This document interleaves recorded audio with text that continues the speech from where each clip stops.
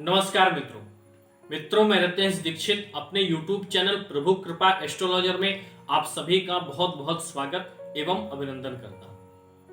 मित्रों, आज अपने इस वीडियो में मैं बात करने वाला हूं पितृपक्ष के बारे में तथा पितृपक्ष से जुड़ी संपूर्ण जानकारी मैं आपको अपने इस वीडियो में देने वाला हूं। पितृपक्ष कब से कब तक है तथा पितृपक्ष में आपको पिंडदान कब करना है तथा कुंडली में पितृदोष का निर्माण कब हो जाता है तथा पितृपक्ष में ऐसा कौन सा उपाय किया जाए जिससे पितृदोष के प्रभावों से बचा जा सके आदि सभी जानकारियां मैं आपको अपने इस वीडियो में देने वाला हूं।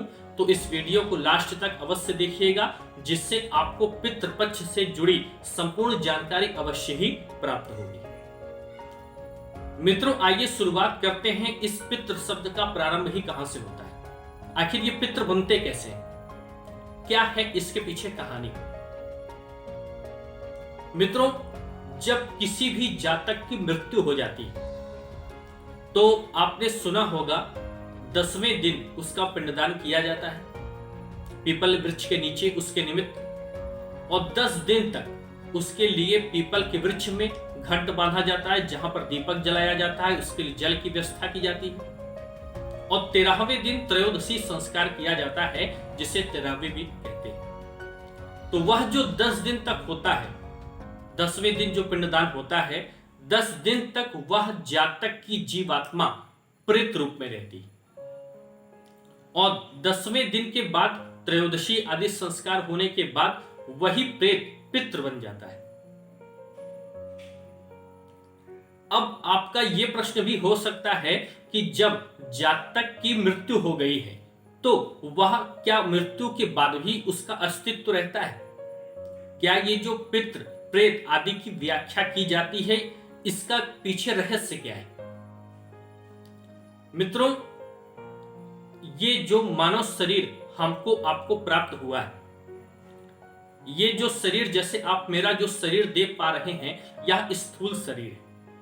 इसके अंदर भी एक शरीर होता है जिसे सूक्ष्म शरीर कहा जाता है और उस सूक्ष्म शरीर में जीवात्मा का निवास होता है। और जब किसी भी जातक की मृत्यु होती है तो मृत्यु केवल इस स्थूल शरीर की होती है, ना ही सूक्ष्म शरीर मरता है और ना ही वह जीवात्मा की मृत्यु होती है।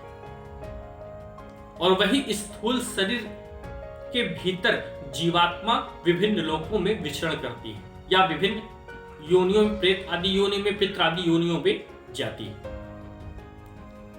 मित्रों, धरती से दक्षिण दिशा में 99,000 योजन की दूरी पर पितृलोक का निवास है। वहीं पर पितृ आदि हमारे आपके रहते हैं।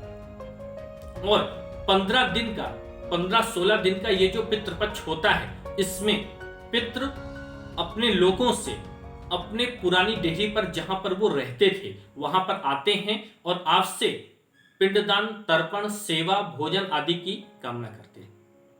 जैसे इस वर्ष पितृपक्ष 29 सितंबर से प्रारंभ हो रहा है।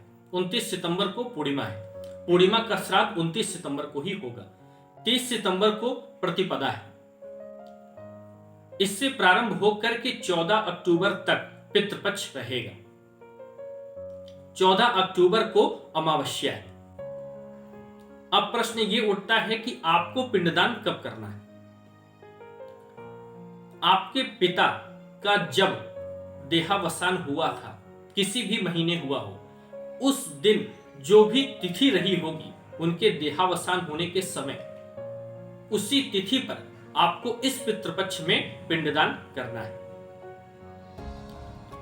यह हो गया कि पिंडदान आपको कब करना है। अब कहां पे करना है? आप किसी तीर्थ आदि में जाकर के, पीपल वृक्ष के नीचे, किसी गंगा यमुना नदी पवित्र नदियों के किनारे जाकर के, या अपने घर पर भी पिंडदान आप कर सकते हैं। इसमें किसी भी प्रकार का विवाद नहीं है।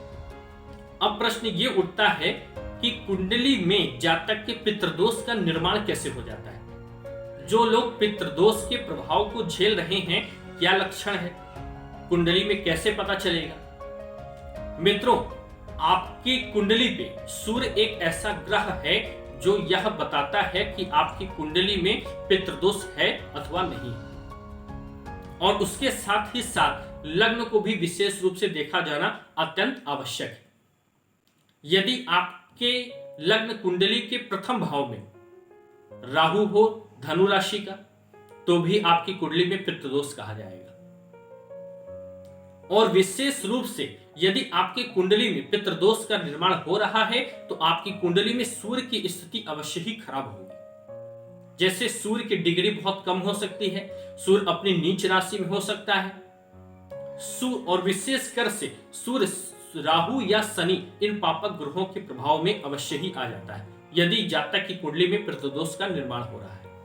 इसके फलस्वरूप जातक के कुल में किसी भी प्रकार की उन्नति नहीं होती है, नौ युवक युवतियों का विवाह बाधित हो जाता है, चारों तरफ से मान सम्मान की हानि होने लगती है, अकाल मृत्यु होने लगती है, शरीर में रोग आदि बढ़ने लगते हैं उस कुल के लोगों के शरीर में। इस प्रकार की समस्याएं पितृदोष यदि है आपकी कुंडली पे तो देखने को मिलती है। अब इन दोषों से बचने के लिए क्या किया जाए? यदि आप सबसे श्रेष्ठ उपाय तो यह है कि आप पितरों के निमित्त गया में जाकर के पिंडदान करें।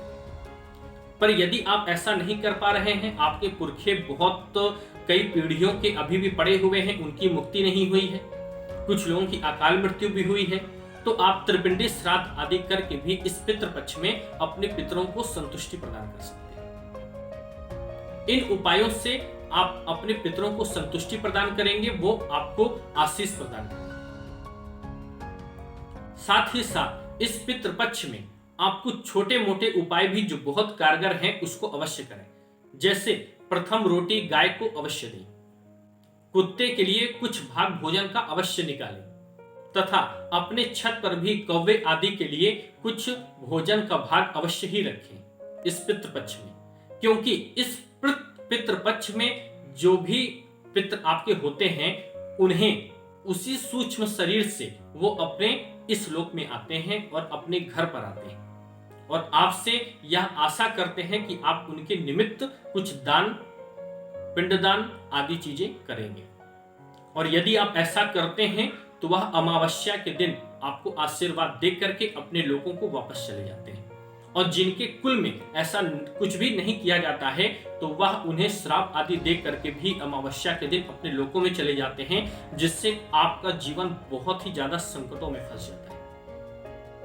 तो पितृपक्ष से जुड़ी आपकी कोई जानकारी चाहते हो, आपका कोई प्रश्न हो या आपका कोई सुझाव हो तो आप कमेंट बॉक्स में कमेंट करके जरूर बताएं। तथा वीडियो अच्छा लगा हो तो उसको लाइक करें, शेयर करें तथा चैनल को सब्सक्राइब करना मत भूलें। जय श्री वेणी माता।